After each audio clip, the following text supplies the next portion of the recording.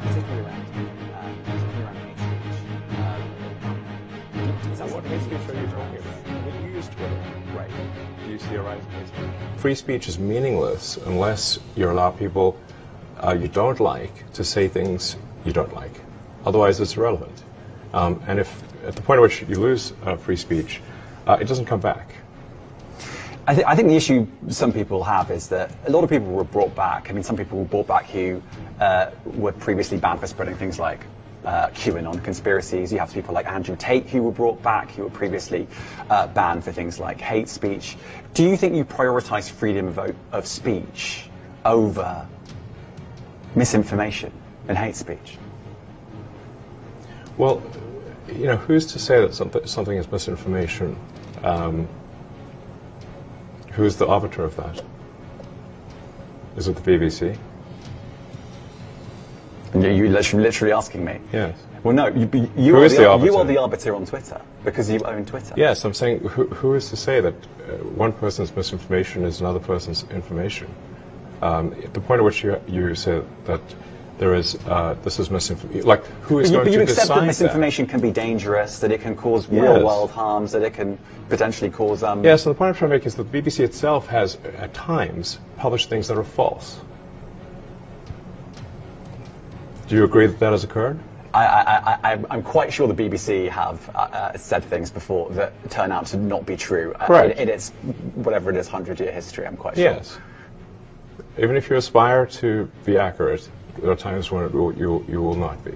We've spoken to people very recently who were involved in moderation, and they just say there's not enough people to police this stuff, particularly around hate speech in the company. Is that what hate speech are you address? talking about? I mean, you use Twitter. Right. Do you see a rise in hate speech? I mean, But just a personal anecdote. Like, what do you? I don't. Personally, for you, I would see I get more of that kind of content. Yeah, personally, but I'm not going to talk to the rest of for the rest of Twitter. You see more hate speech personally. I would say I would see more hateful content in that. Content you don't like or hateful. What do you mean to describe a hateful thing? Yeah, I mean, you know, just content that will solicit a reaction, something that may include something that is slightly racist or slightly sexist, those kinds of things. So you think if something is slightly sexist, it should be banned? No, is that what you're saying? I'm not saying anything. I'm saying. Well, I'm just curious. I'm trying to understand what you mean by hateful content, and I'm asking for specific examples.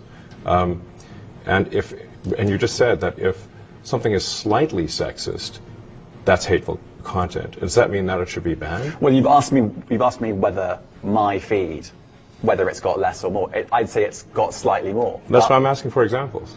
Can you name one example? I honestly don't use.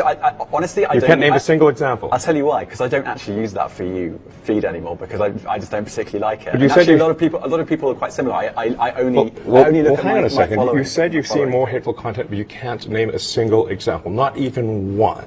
I'm not sure I've used that feed for the last 3 or 4 weeks. And then how did you see the hateful content?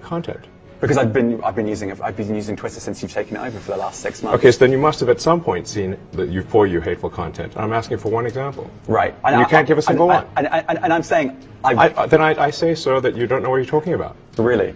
Yes, because you can't give me a single example of hateful content, not even one tweet.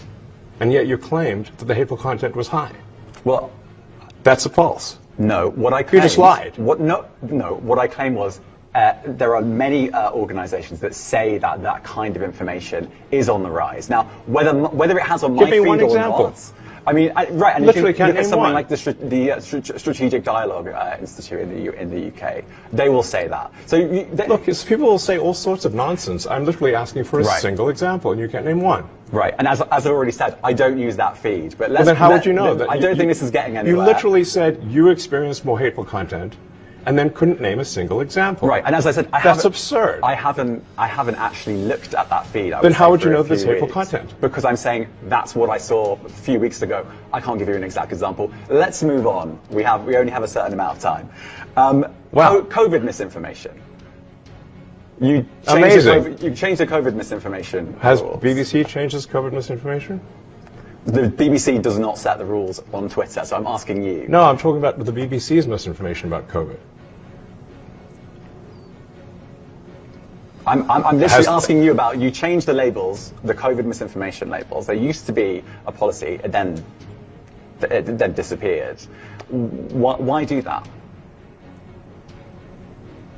Well, COVID is no longer an issue.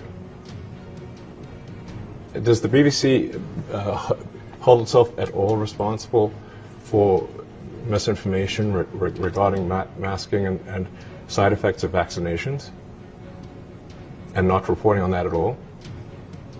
And what about the fact that the BBC was put under pressure by the British government to change its editorial policy? Are you aware of that? This is not an interview about the BBC. Oh, so. You thought it wasn't? I see now why you've done Twitter Spaces. I am not a representative of the BBC's editorial policy. I want to make that clear. Let's talk about something else. You want to talk about the BBC? You too.